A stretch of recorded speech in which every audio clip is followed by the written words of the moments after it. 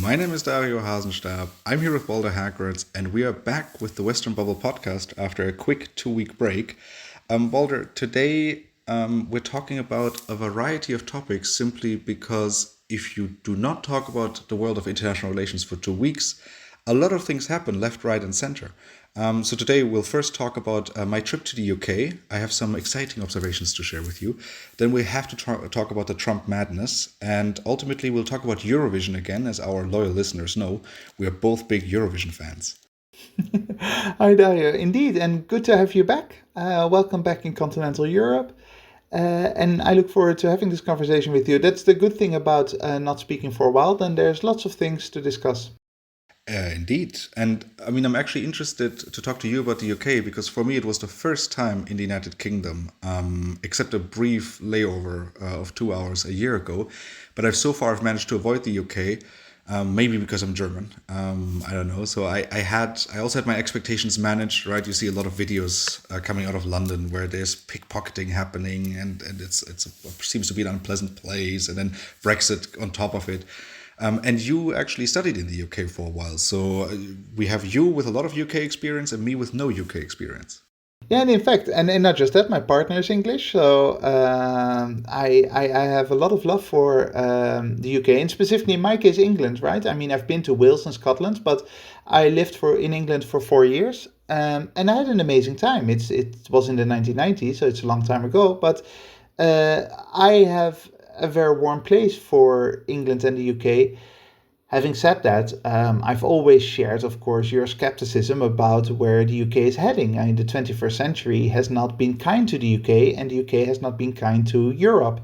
And in that sense, there's a lot to be concerned about. But I'm very eager to find out if your personal experiences kind of mirror my own experiences when I was there. So, what did you think? What was it like?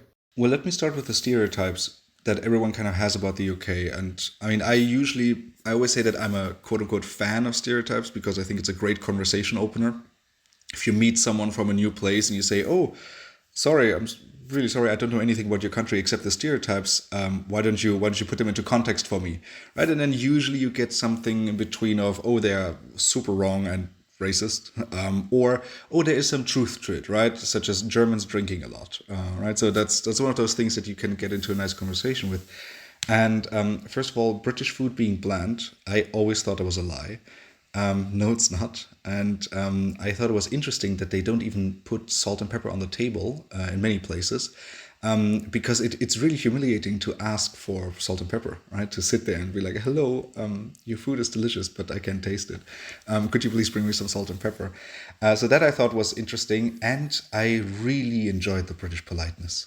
I loved it. I love the fact that you arrive there and they're just nice. They're just polite, and it's not this right empty American small talk. It's just they're generally nice people, particularly the further up north into the country you go, right? So we also spent some time in Scotland, and I was blown away that they called me honey and love and dear all the time, and I felt very, very nice and warm and fuzzy in my stomach. But this is a known thing, right? So my wife is from Liverpool, and the North is always known to be kind of super friendly and very kind.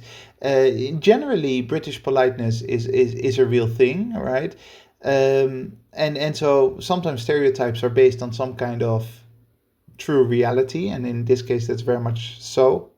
Having said that, I also find it fascinating that if that is like that. You go north and people are super friendly, super kind, super helpful. How fascinating that it's now the north that forms the basis of the Reform Party of Nigel Farage, which is basically saying F you to the rest of the world, right? So there's almost like a paradox or a conflict between those two realities. That's exactly what I was hinting at, right? Is I was welcome everywhere. No matter with whom you talked, they were always excited that you were there. Asking you, "Oh, what are you going to visit of my beautiful country?" I said, "Oh, your beautiful country, it's really beautiful. I'm going to go to this and this place." And they were always really excited, giving you tips and tricks on how to get around.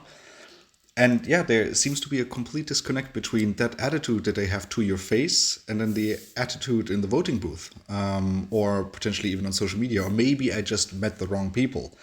and everyone who's kind of voting for reform doesn't even talk to you to begin with. But I didn't have a single negative interaction while traveling. I mean, I seldomly have negative interactions while traveling, but I was very pleasantly, positively surprised, and then wondered exactly this: how can it be that these are the people who are so skeptical towards the outsiders? Well, when you say I've seldom got negative experiences when I travel, it's good to be a white man, Dario. It helps. Um, but the reality, I think, is that yes, people are very friendly there, and it's genuine. Look, it's good to remember that the North used to be a labor bulwark, right? Just the trade unions very strong there, the mines, industry. Um, and they've shifted to Brexit and to reform simply because for them it's against the establishment, an establishment that has left them behind. A little bit the same reason why so many people vote for Trump. Not because they specifically know much or care much about how reform positions the UK towards the rest of the world, but it's basically saying we do not want establishment politics to continue, right? And I think that's more what's going on. So I don't think it takes away any of their friendliness. At most, there is a certain level of ignorance about what Reform UK actually is promoting, what their agenda is, how they perceive themselves in the rest of the world. Then again, the opinion polls do show very clearly that there are these inherent deep biases and delusions about immigration, right? So if you live in London, you see immigrants all around, but London is the city that's least concerned about immigration because they know that the reality is actually quite interesting and there are some problems associated to immigration, but there's also loads of benefits to it. Whereas in the north, you're much less likely to have immigrants around you, and so it's much easier to think, oh, they're the ones who are stealing my job. They're the ones who are a problem because you can fantasize about it. You can create an imaginary world because reality doesn't interfere with that. Speaking about London and the diversity I experienced in London, I also realized how much easier it is for the United States and the United Kingdom to be countries of immigration. Because having English as your language is just such an advantage. For you being there, people can easier integrate. They know more about your culture in general from the media, for the United States, from Hollywood. And so it's just a lot easier to integrate. At least that was my perception, right? And also just me navigating London myself.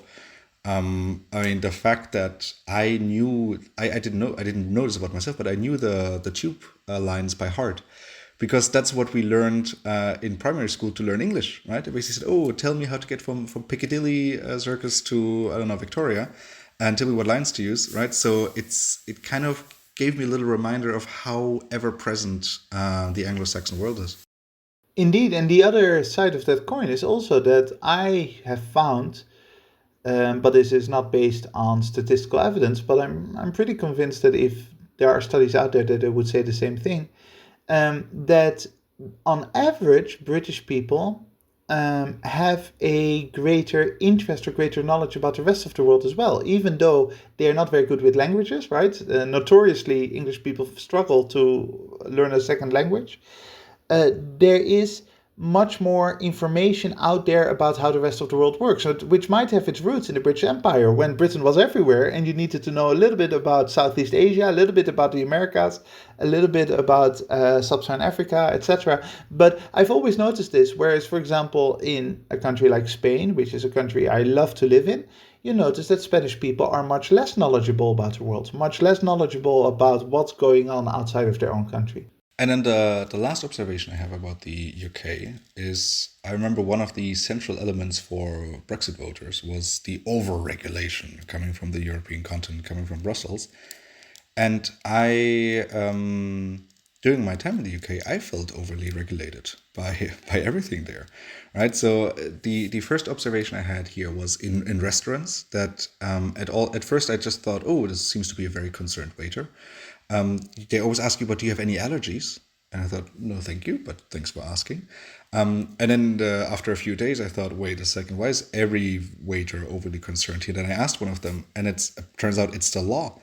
Waiters and waitresses in the United Kingdom have to ask you, they legally are required to ask you whether you have any allergies. And I just thought, well, That's not very much focused on personal responsibility, is it? That to me feels like regulation that we do not have in the EU. Then there was another observation about a rental car we had, that whenever you would move across the street lines, right, it would give you a signal, an audible signal. And if you went above the speed limit, it also gave you a signal, right? And you couldn't turn it off. And so I jokingly called it a fascist car afterwards. And then the most concerning thing to me that I knew about the UK, but I was just surprised about the framing, was obviously cameras everywhere. And all the time a quasi insulting sign telling you that for your personal comfort and safety, we're recording every move you make.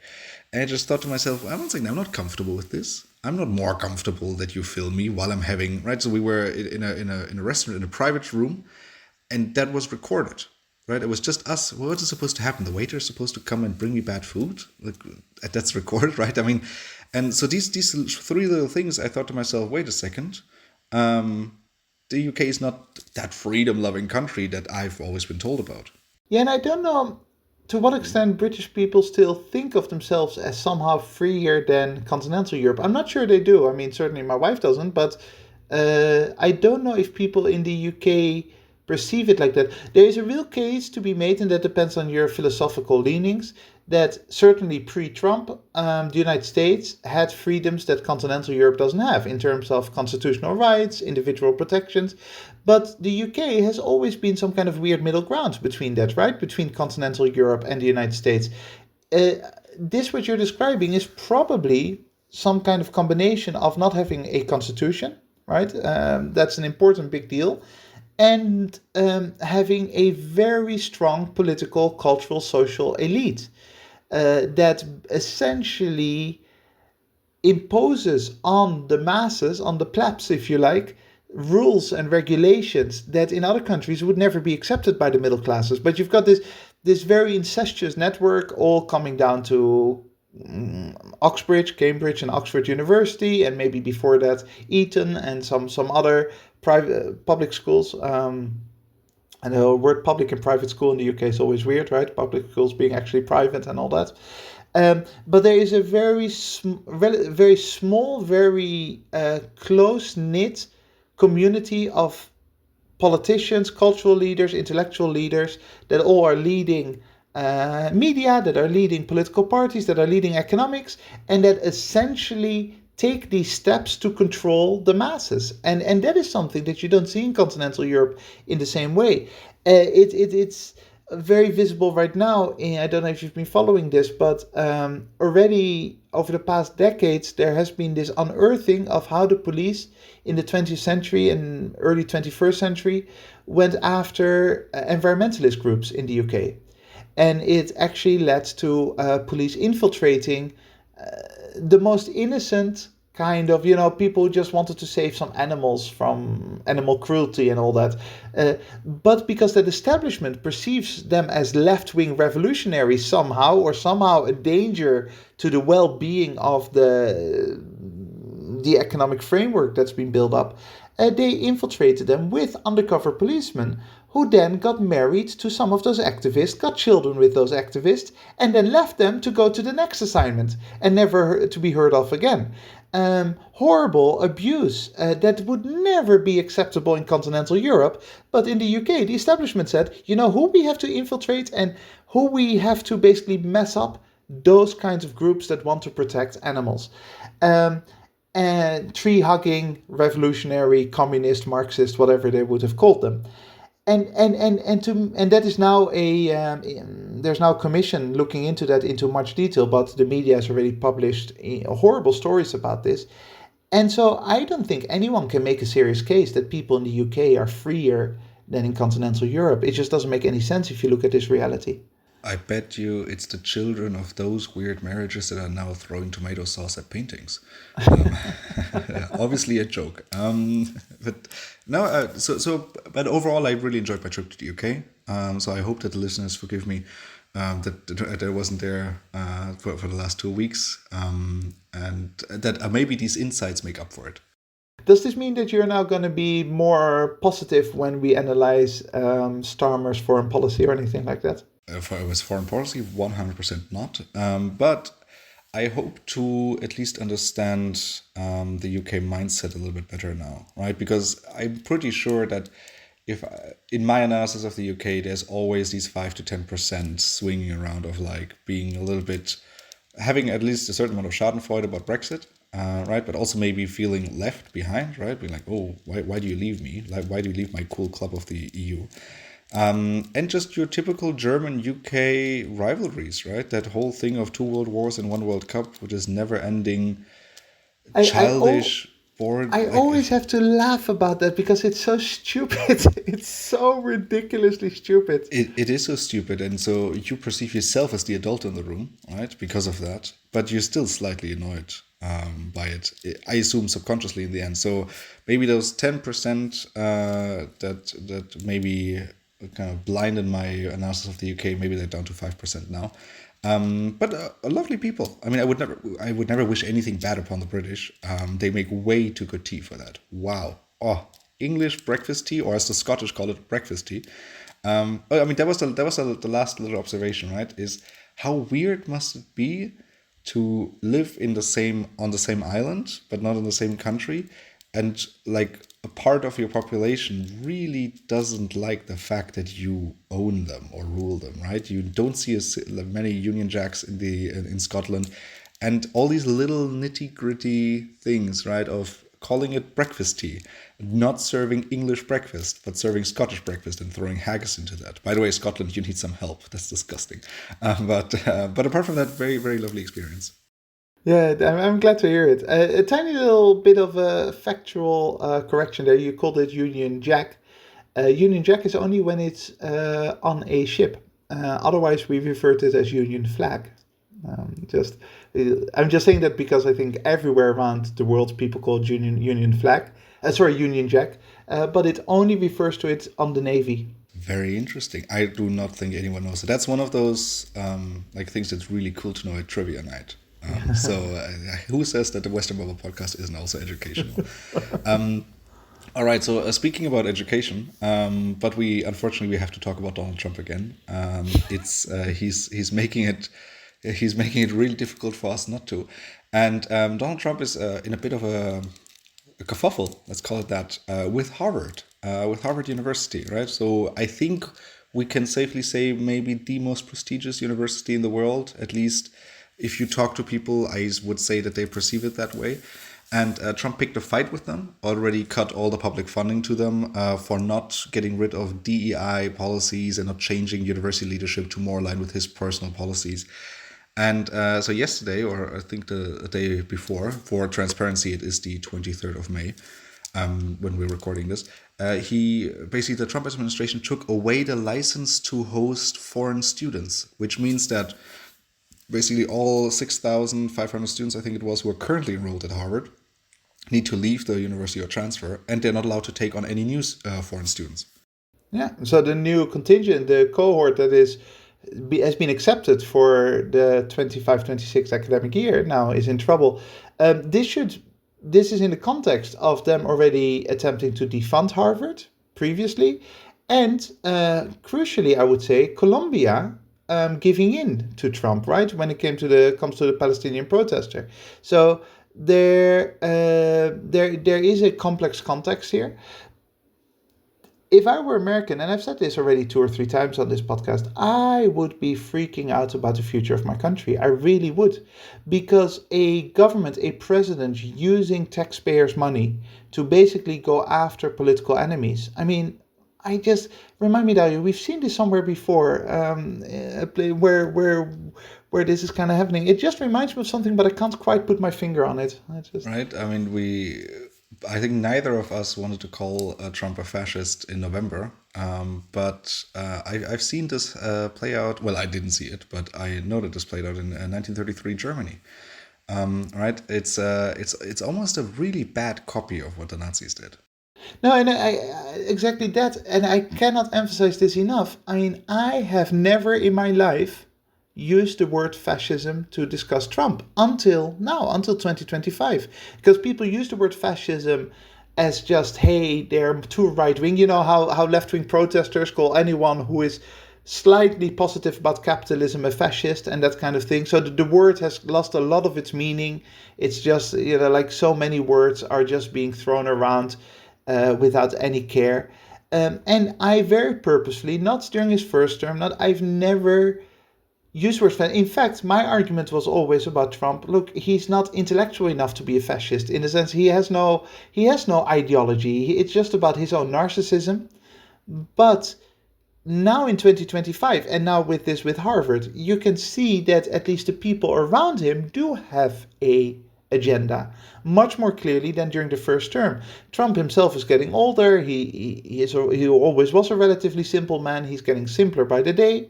But the people around him are ear whisperers, and they are creating very, very scary fascist tendency in the United States, not just with respect to Harvard, not just defunding universities, going after enemies, but, and I'm sorry to make this maybe drastic comparison, but having their own brown shirts in ICE, with ICE going crazy in arresting immigrants, even European tourists, without any proper due process. Courts are overwhelmed. Courts can't deal with it. Courts are also being defunded, by the way. So you're creating a situation where all the power is centralized around the White House. And yeah, all I can say is good luck, America. You're going to need it. No, I'm sorry. Luck won't be enough. You need. Well, actually, I don't know. Well, it might be a future episode, but you need so many things at the same time to solve this. And I mean, we've talked about this in past episodes already, right? That they're kind of flooding the zone. And so because my real concern right now is that Harvard, or the next topic we will talk about, is the whole White House stunt, also just from 2 days ago, where the South African president was being shown off and basically paraded around in the Oval Office, and so you need a lot more things than that. What I'm worried about is that these two stunts are actually just stunts, right? And that there are some way more serious things going on in the background that they want to distract from. And so the United States needs a lot more than just luck. Yeah. No, and the serious things going on in the background are the actual undermining of the judicial processes, legal processes, overwhelming the courts, basically making it impossible to anyone take a stand. And in the meantime, also starving the beast with the new bill, once again, public debt going up. The country is sliding down a hill, and the slide is accelerating. One thing that also reminds me of the 30s, well, again, reminds me, I wasn't there, but of what we know about the 30s, is the complete lack of opposition. How the Democratic Party is nowhere to be seen. Yeah, okay, AOC is holding some speeches, and Bernie Sanders and she have been touring and all that, but there is no political fight against this. Exactly what you see in the 30s, where the opposition, well, first it wasn't the opposition, but the other parties are divided and doubting and don't really have a agenda, don't really have a clear narrative to sell to the people. And how just basic institutions, including the FBI, including the Justice Department, are rolling over and are okay with both the President and the Secretary of State and many others saying that the law doesn't apply to them, that they don't have to actually follow the Constitution, that they are above the law. It is so reminiscent of exactly what we know happened in the 1930s. And I almost hate the fact that we are making this comparison, because I've always been so critical of people making that comparison, saying, don't abuse history for things that are not as bad. But now we're getting to a stage that it is that bad. Absolutely. It's sorry to the listeners, right? It's just very frustrating to me, this conversation. The fact that we need to have it all the time. But I think that's at least for us, for two Europeans, it's the only thing we can do, right? Is kind of have this conversation, is point at it, and hopefully some Americans at some point feel inspired to take it to the streets. Well, and I mean, I mean, look, this is bad news for everyone around the world. It's everyone should want the United States to do well, like we should want China to do well, should want Russia to do well. It's never good news for anyone if a country as important as the United States goes down this path. From a more, if you like, practical, selfish perspective, if you care about Europe, I mean, you can see that a lot of intelligent Americans, including scientists, are actually starting to move towards Europe. There is certainly something positive there for Europe, but of course, that doesn't weigh up against the long-term damage that all of this is doing. And as you said, I just hope that Europe keeps its eyes open and that just like with Brexit, where all of a sudden it became clear that leaving the European Union was not a good idea, and in the Netherlands and Italy that debate basically stopped. That if we now keep our eyes open towards the United States, that we make sure that we don't create a similar situation here. Well, let's hope so. There's another thought I have. I mean, are we too critical on Trump by calling Trump a fascist and maybe not just the people around him? Because for Trump, isn't he just a corrupt fool or tool? Because I mean, it's very evident that there are. I mean, I don't think Trump, as we saw in the first term, has the intellectual capacity to be a fascist. I think he's just very interested in his own personal wealth, in his family's wealth, right? You see this with the with the Boeing 747. I think it was the model that Qatar wants to send to the United States in exchange for whatever favor, or I mean even more openly corrupt. The whole his whole cryptocurrency scam, right? Where basically if you invest into his cryptocurrency, with through which I think you made already 1.5 billion US dollars. If you do that, you kind of get special access. I mean, he's hosting this dinner for the top 100 investors into a cryptocurrency, and also Eric and Trump Jr. Right? They aren't the smartest tools in the toolbox. Isn't the Trump family just like a very useful fool tool for the likes of Stephen Miller and others who are the actual fascists in the White House? That's exactly right, and that's exactly what I mentioned before. I've always said you can't call Trump a fascist exactly because of what you're describing right now.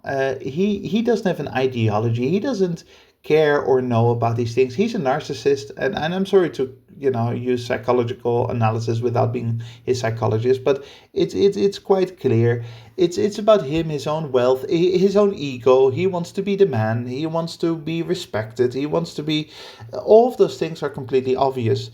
And that's also the difference between the first term and the second term. In the first term, he wasn't that much different, but the people around him and the institutions around him were different. Now, Stephen Miller has a much more important position now.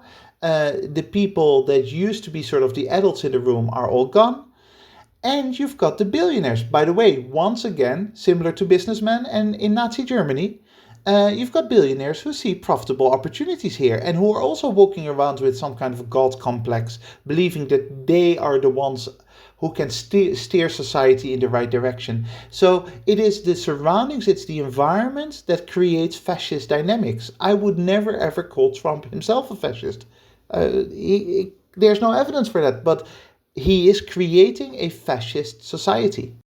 Well, speaking about the billionaires who are surrounding Trump, I mean, so you have Elon Musk, you have Peter Thiel, right? Those kind of South African associated, at least, billionaires, and some others who appear to have planted the thought in Trump's head that there's a genocide against white farmers happening in South Africa, and that's the stunt I just referred to in the Oval Office just 2 days ago, where the South African president was sitting there, and again, right, you see this pathetic play where one of Trump's influencer journalists is asking a very clearly prepared question to the president of South Africa, about the genocide happening there, right? And he says there's no genocide happening. Trump stops him, interrupts him, tells him to shut up. They dim the lights, and suddenly like either a movie or some little film is appearing on a screen, and you basically see supposed evidence of white genocide in South Africa of an opposition leader, basically, yeah, kind of calling for killing of white farmers. Yeah, like you have that, like those individuals doing that. And then you have basically graveyards, to which Trump constantly refers to, see these thousands of white crosses, of each of them being a white farmer killed by the supposed genocide, which is completely unfounded and wrong, right? So some of the evidence thrown together actually were like reports from the DRC on different elements. There is no genocide against white farmers, right? I do not in any space want any of our listeners to believe that this is happening just because we're talking about Trump's lies. No, and just today or yesterday, one of the photographers of one of the pictures being used said this was a memorial. It wasn't even a graveyard. It was just a memorial. That there were all these little bits thrown together, exactly as you said, completely untrue, completely fabricated. Of course, there's no white genocide in South Africa. What there is happening is tension between still a dominant white economic minority versus a black majority that has been in political power for the past 30 years that actually still hasn't forgotten apartheid and still believes that there needs to be some readjustment. So it's not as if no tensions exist, but tensions is a completely different thing from genocide, obviously. This moment in the White House was somehow eerily reminiscent of the Zelensky Oval Office meeting.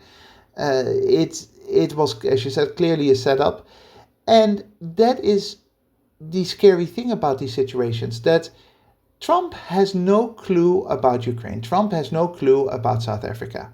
But exactly as you said, people whisper in his ear.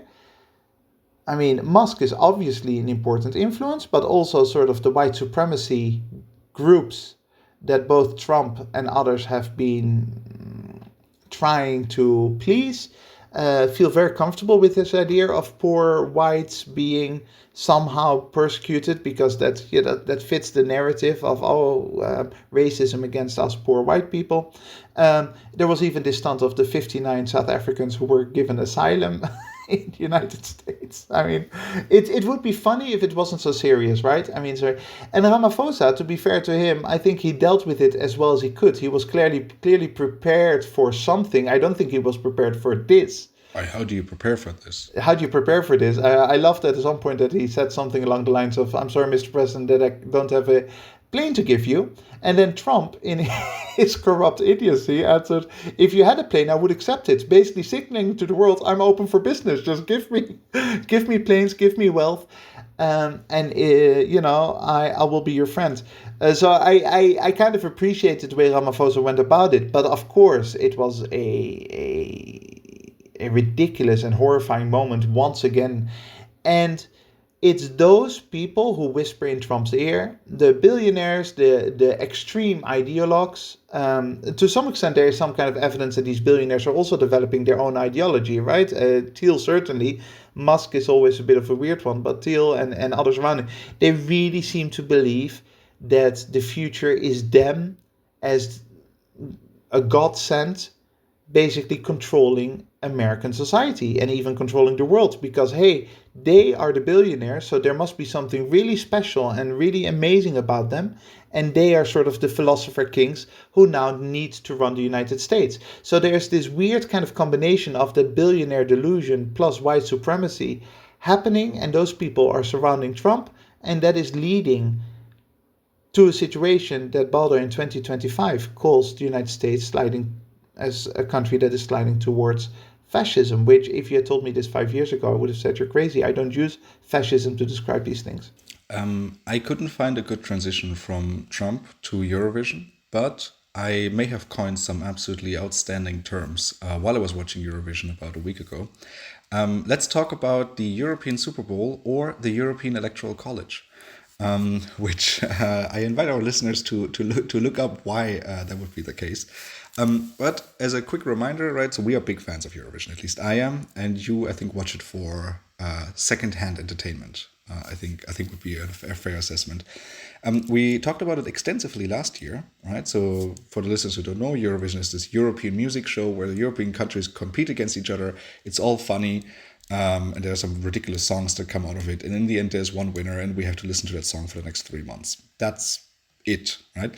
And last year we saw the state of Israel really politicizing, and their delegation really politicizing the show. Right, so I encourage all the listeners to listen to our analysis about that from last year, because last year Israel had very much lost the plot. I think is the expression we used, with regards to how aggressive they were. Right, the delegation was and their candidate was.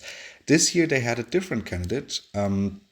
Their candidate actually was one of the very few survivors of that techno festival in the Israeli desert that was attacked on October 7th by Hamas. And the only way she survived is by kind of burying herself under the dead bodies of her friends and other attendees of that festival. So Israel, again, kind of had the sympathies of the European audience, because I think they were either first or second place in the audience voting, right? So in the televoting. But at the same time, right, that kind of victory there is now being kind of turned into some form of approval of Israeli actions in Gaza, which I don't think is the case if you look at the responses of European policymakers that 1 year ago would never have doubted Israel and would have never said anything against it, and now are suddenly waking up to the fact that Israel has been starving Gaza. The state of Israel, right, the government of Israel has been starving Gaza for the last 2 months, and there are like millions. Well, I mean, those 2.2 million that are still left are at the verge of starving. Yeah, and there are two issues here. The first is the reality in Gaza. The other one is the Israeli, if you like, marketing campaign, the image that they want to portray to the rest of the world. And I don't think right now, certainly not in this episode, we need to discuss Gaza and what's going on. I mean, it's horrifying. There are no other words for it. I think it's just, the pain and human suffering that we as humanity inflict upon ourselves, and in this case specifically the Israeli government inflicts upon the Palestinians. It's beyond words. But if you then look at simply from an Israeli perspective, okay, say there is this reality. We are doing, for whatever reason, we are doing what we're doing in Gaza and in the West Bank. Now, how do we connect to the rest of the world? How do we try to mitigate the damage out of this for ourselves, from our own selfish perspective? If you ask that question, the last thing you want to do is come across as aggressive, smug, arrogant, those kind of things. You want to say, look, we are poor victims of a terrorist attack. However, we do not in any way intend any unnecessary harm. We want to be friends with everyone. We connect to everyone. We are grateful to be here in Eurovision with all our friends. And let's make this festival, make Eurovision a enjoyable evening, where everyone can just have their moment in the spotlight. Instead, not only does Israel have a very aggressive marketing campaign to make people vote for them, which is completely counterproductive. I'm not sure if it is some kind of trolling, like, hey, look at what we can do with our sophisticated technology and our influence, or whether it's actually the belief that if they come second or first in the Eurovision, that Europeans think, oh, look, we love Israel again, everything's going to be fine. But it works incredibly counterproductively.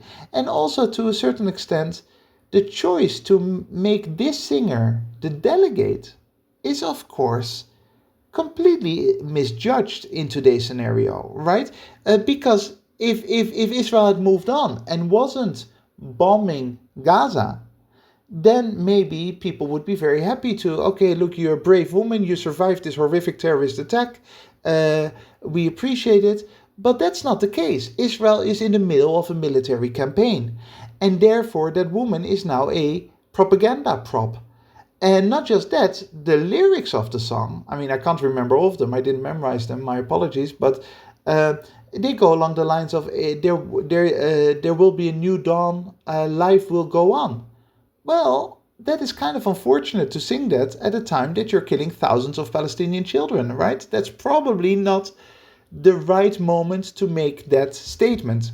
So from her personal perspective, from the perspective of a young woman who's gone through this horrifying experience, I can't even begin to imagine how horrifying it must have been for her, to be a person that could inspire others, great, I've got no problem with that. That makes a lot of sense. But not at Eurovision during a time that the Israeli military is abusing its power. It just doesn't work. And the result is, and I never thought that this would happen, because I've grown up in the Netherlands, which is a country that is hypersensitive about anti-Semitism, that is hypersensitive about criticizing Israel.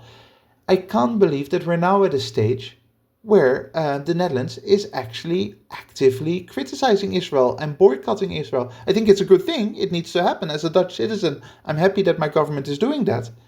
But it shows the complete failure of Israeli propaganda or marketing. And there's another country that also has been attending Eurovision for years, has been rather successful in the last 3 years, particularly because of certain sympathy points, right? And that's Ukraine, because of the Russian invasion. And I mean, Ukraine did fine at this year's Eurovision. I think they actually toned it down. I think they realized that maybe last year they went a little bit too far with that. But in the meantime, right, while Ukraine is not kind of doing the Israeli play at Eurovision, at least not to that extent, they are assassinating or allegedly assassinating people in Madrid, for an example. Yeah, I mean, we don't have hard evidence that it was Ukraine, but it seems very likely, to put it like that. A pro Russian Ukrainian advisor who lived in Madrid, who was sold by Ukraine for corruption charges and those kinds of things, but lived in Madrid with his family, uh, just having, I think, brought his children to school or picking them up, was assassinated in the street. Now, Ukraine has been doing this with Russian politicians, military members, and arguably, we still don't know the answer, but it's still very likely and possible that Ukraine had something to do with Nord Stream 2. The Ukraine is engaging in this campaign of basically asymmetric warfare, but I don't understand what they're trying to get out of that. Sure, you can kill a Russian military general. Sure, you can kill a pro-Russian advisor in Madrid. Of course you can do that. And how does that actually help you? I do know how it hurts you. Because Spain is now furious about this, right? Spain is saying, hang on, we don't want any assassination on our soil. We don't want any force. Just like India assassinating people in Canada. That led to this enormous wrong. If you're Ukraine, just like if you're Israel, and by the way, the same would apply to Russia, always when you're in a situation of war, of violence, what you need to try to do is be seen as the kind, pleasant person that people or country that people can relate to. You need to be likable. You need to be making friends so that they continue to support you. By assassinating people, what you're doing is you're making yourself look bad. You're making yourself look like a criminal. And it's completely counterproductive. So I honestly don't think that even without that negative backlash that of course you're going to get, assassinating people is not good. I honestly don't think that you're going to get anything out of it. Who cares about some Russian general? Who cares about some corrupt official in Madrid? They're replaceable. They are not relevant. The relevant thing is happening at the front and how much financial and military support you get from European countries. So please, Ukraine, do not annoy unnecessarily these Europeans by doing this kind of nonsense. This episode appears to be all about learning the lessons, right, from other countries, from other case studies, other examples. And there actually have been quite a few elections in the past, happening in the past few weeks and months. And that's going to be the focus of our next episode, unless something crazy happens, right? In today's world, I want to be careful about making plans for next week's episode because, I don't know, Trump just dropped a 50% tariff on the European Union. Who knows what will happen in the next few days. But there have been elections happening in Canada, Australia, Poland, Romania, and Portugal. So those are the ones within the West. And the outcomes of them have actually been quite interesting. And it does appear like that at least certain Western countries are kind of taking the lessons from what happens if you vote for a Trump type of person. Because they've been voting against those candidates. And so that will be the episode of next week. And I think this was today was a nice update episode to kind of get back into the groove. I think we covered a lot of elements, and then this really seems like a great moment in today's conversation. If you have any questions, comments, or you had a mistake that we've made throughout the episode, please make sure to send us an email to thewesternbubble@gmail.com, and we will try to incorporate them into our following episodes. Thank you very much to the listeners for joining us today. Make sure to join us again next week when we burst the Western bubble. That is it from my side. Balder, how many quotes do you bring for us today? Well, let me start. Quote from only one person, but indeed multiple quotes. If it were up to me, we should have some episodes where we just read letters from the U.S. founding fathers. These white men, but being a white man doesn't mean that you can't have really good ideas. These intellectual white men who basically were at the foundation of probably the most successful country that history has ever known. If you look at the United States in the 20th century, in terms of both technological, intellectual, and economic progress, who set up this amazing project with certain flaws. They knew the weaknesses that were on the horizon for the project that they were setting up. And we've discussed this in other episodes. I've even used one of these quotes already in the past. It's by John Adams. One day we're just going to read out John Adams's works, just for the Americans to remember what their founding fathers thought. But I collected a few quotes for now that basically should be a warning sign, or were a warning sign at the time, and should now be a very scary reminder for anyone who cares about US well-being. Remember, democracy never lasts long. It soon wastes, exhausts, and murders itself. There never was a democracy yet that did not commit suicide. There is a danger from all men. The only maxim of a free government ought to be to trust no man living with power to endanger the public liberty. Children should be educated and instructed in the principles of freedom. And liberty, once lost, is lost forever.